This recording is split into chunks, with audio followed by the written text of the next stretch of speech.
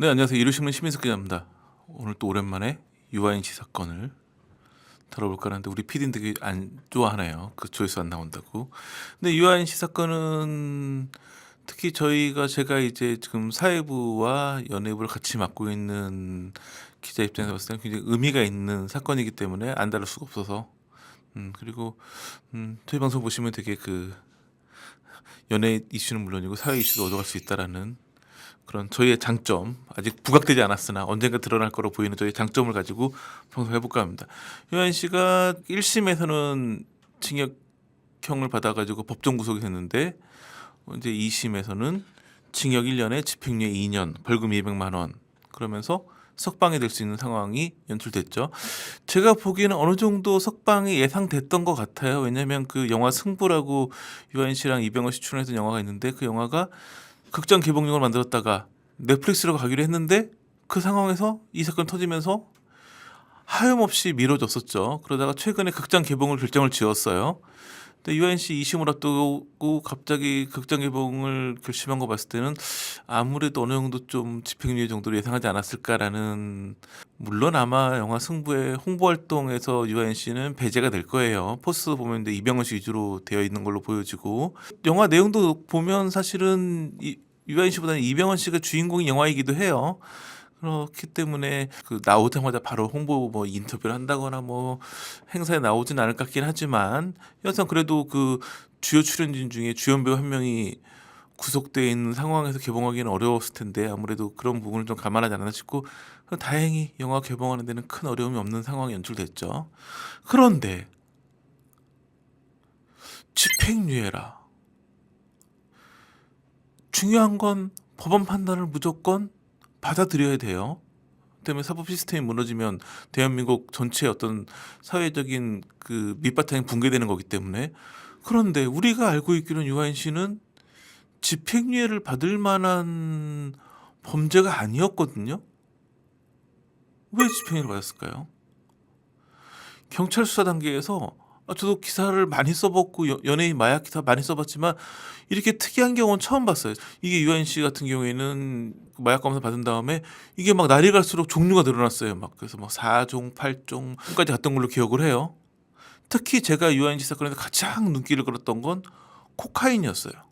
왜냐하면 우리는 뭐 마약하면 제일 먼저 떠오르는 게 필로폰이지만 코카인도 많이 떠오른단 말이에요. 그런데 한국에서는 필로폰 사건은 많았지만 코카인 사건은 흔치가 않아요. 연예인 사건에서는 필로폰도 흔치가 않았어요. 연예인들 같은 경우는 뭐 엑스타시라든지 요즘에는 뭐 프로포폴, 케타민 이런 류가 많았지 거의 우리나라에서는 연예인 사건에서는 거의 없었고 일반인 마약 사건에서도 코카인은 흔치 않았거든요. 저는 사실은 유아인 씨 사건을 계기로 코카인을 되게 주목했었어요. 우리나라에도 코카인이 많이 들어오나 보네. 미안한 얘기지만 연예인들이 좀 마약이나 이런 쪽에서 앞서가시긴 하거든요. 그러니까 연예인 중에 코카인 사건이 나왔다는 이야기는 코카인이 퍼지기 시작했다라는 신호이기 때문에.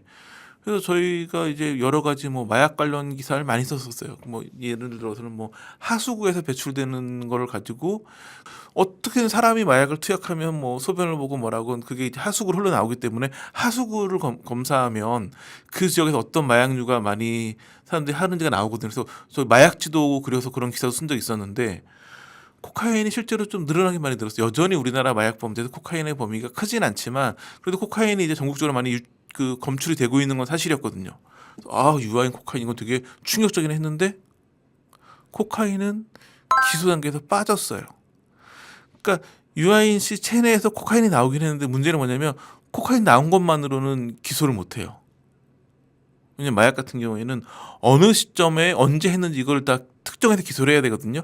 체내에서 나왔던 것만으로는 기소가 안 돼요. 왜냐면 기소를 해도 그때 저는 뭐 이러이러한 상황 뭐 병원에 입원해 있어가지고 할 수가 없어서 이런 식으로 그 피고가 뭔가 본인들의 방어권을 쓸 수 있잖아요. 근데 아무 없이 그냥 언젠가 코카인을 했다, 언젠가 필로폰을 했다 이런 식으로 체내에 나왔던 것만으로. 왜냐면 체내에 나오면 머리카락을 가지고 어느 정도 그 투약 시점을 추정할 수는 있긴 한데 사람마다 머리카락이 자라는 속도가 다르기 때문에 정확하지가 않거든요. 그래서 정확하게 언제 투약했는지가 특정이 돼야지만 기소 가능한데 코카인은 체내에서 나오긴 했지만 결국 기소를 못했어요. 그러다 보니까 대부분의 기소됐던 거는 뭐냐면 그 의료용으로 쓰이는 마약류들. 근데 이제 뭐 본인이 너무 과도하게 처방을 받았다거나 내지는 뭐 이런저런 편법으로 처방을 받았다거나 이런 부분이 문제됐기 때문에 재판도 보면 종류가 많았지만 대부분이 그런 의료용 마약류였어요. 이번에 이제 2심 재판부 얘기가 뭐냐면 수면장애 우울증을 오랫동안 겪어왔고 페타민의 경우 수면 치료의 목적으로 사용한 것으로 보인다. 또 피고인이 약물에 대한 의존성을 보이지 않았고 재범하지 않을 것으로 판단돼 5개월 넘는 시간 동안 구금하며 반성의 시간을 가진 점, 동종 범죄로 처벌받던 점이 없는 점을 고려하여 1심에서 선고한 형은 부당하다고 인정된다. 대부분 보면 재판부 어느 정도 마약을 투약한 걸 인정해 주는 거예요. 그러니까 불면증이 너무 심했고 우울증도 있고 치료 목적으로 마약류를 투약했으니까 뭔가 뭐 마약류를 뭐 환각을 누리기 위해 이런 목적이 아니라 의료 목적으로 사용하긴 했는데 그래도 정해진 원칙이 있는 거죠. 정확히 의사가 진단을 해가지고 의사의 진단에 따라가지고 투약을 해야 되는데 그걸 넘어서가지고 오남용한 부분에 대한 처벌. 그러니까 마약류 사건이라기보다는 마약류이긴 하지만 어떤 수면을 위한 목적, 뭐 진통을 위한 목적 그런 목적에서 치료용으로 쓰는데 그걸 오남용했다라는 부분 정도로만 처벌이 이루어졌기 때문에 집행유예가 나온 거예요.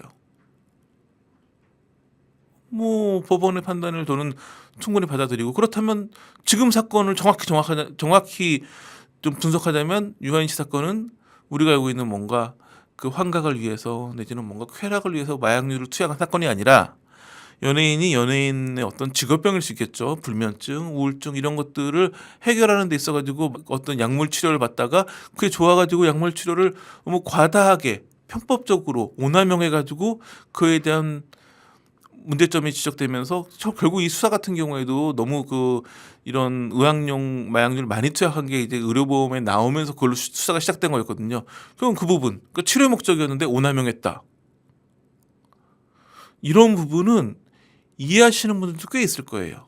다른 질병 같은 경우에도 뭐 특히 진통제 같은 경우에 너무 뭐 고통스러워가지고 진통제를 또 오남용하는 사례도 많이 있기 때문에 그러니까 이게 정말 우리가 알고 있는 마약류 사건, 연예인 마약류 사건은 대부분이 그 환각을 즐기기 위해서 뭐 쾌락을 위해서 이렇게 투약된 사건인데 이건 그건 아니라고 재판부 판단이 나온 거거든요. 그렇다고 한다면 경찰 수사 단계에서는 몇 종 했다, 몇 종이 추가됐다, 몇 종이 추가됐다, 코카인도 나왔다. 이거는 수사 단계에서 너무 심하게 정보를 흘린 거죠. 이런 걸 뭐라고 할까요? 피해 사실을 공포한 거예요. 불법이에요. 모든 피의자는 법원에서 유죄를 판결할 때까지는 유죄일까요? 무죄일까요? 무죄죠. 소위 말하는 무죄 추정의 원칙이에요. 근데 경찰에서 수사 단계부터 무죄 추정의 원칙을 깨고 너무 많은 피의 사실을 공표했고 이로 인해 가지고 유아인은 굉장히 많은 마약류를 투약한 굉장히 마약에 심취한 사람을 만들어 버렸어요. 거의 뭐 마약 백과사전이라 할 정도로 유아인이 거의 뭐 우리나라에서 유통되는 마약은 안 맞은 게 없어라는 인식을 심어줄 만큼 피해 사실이 공포됐는데 결국은 의료 목적으로 우울증, 불면증 이런 치료 과정에서 의학용으로 쓰이는 마약류를 오남용했다. 그에 대해서 그래도 법정 구속까지는 너무 심했기 때문에 집행유예를 바꾸겠다. 그 법원에서 얘기했거든요. 5개월 넘는 시간 동안에 구금하며 반성했다. 왜냐하면 지난해 9월 달에 법정 구속이 됐거든요. 1심 재판이 끝나면서. 그럼 지금 한 5개월 15일 정도를 복역을 한 거예요. 이번에 형이 나온 게 징역 1년에 집행유예 2년이에요. 그러니까 사실상 징역 1년 중에 절반가량은 이미 형량을 산 거죠. 나머지 이제 한 6개월 좀 넘는 시간에 대해서만 집행을 유예해 준 상황이기 때문에 어느 정도 이거는 집행유예라기보다는 징역형도 가미가 된 거죠. 1심, 2심에서 갈라졌기 때문에 이런 결과가 된 건데 지금 보면 경찰에서 이렇게까지 심하게 피의 사실을 공표해야 할 필요가 있었나.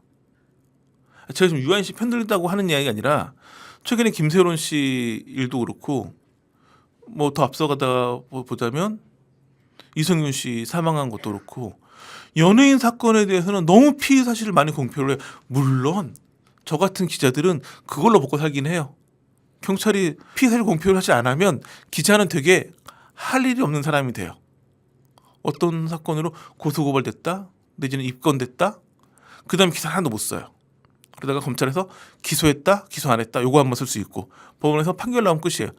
그렇기 때문에 기자들도 취재를 하려고 많이 하지만 사실은 기자들이 아무리 유능해도 경찰이나 검찰에서 피의 사실을 흘려주지 않으면 기사를 못 쓰거든요. 어찌 보면 이번 사건 같은 경우에는 경찰에서 너무 심하게 피의 사실을 공표한 게 아닌가.